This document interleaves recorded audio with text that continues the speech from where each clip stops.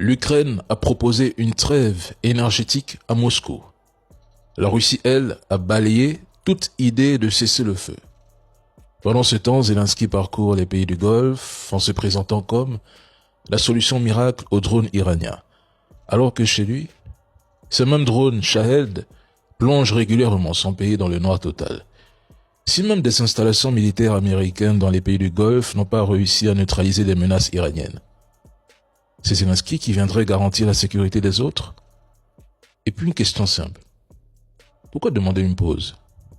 C'est lui qui affirme que la Russie perd 50 000 soldats par mois, qu'elle recule, que les territoires sont déjà repris. Alors pourquoi souffler la Pâque si la victoire est si proche?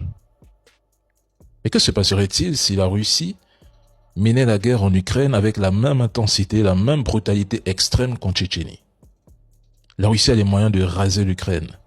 Mais ce qui freine les Russes, c'est aussi le fait que Russes et Ukrainiens partagent une histoire, des racines slaves communes, des liens familiaux, linguistiques et humains profondément entremêlés.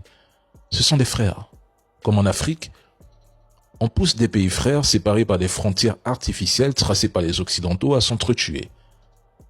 Est-ce que les Occidentaux réalisent que, pendant qu'ils s'enlisent dans des crises majeures entre la guerre en Ukraine et celle en Iran, la Russie, elle, transforme le chaos en opportunité économique? 1 milliard de dollars chaque 2 jours.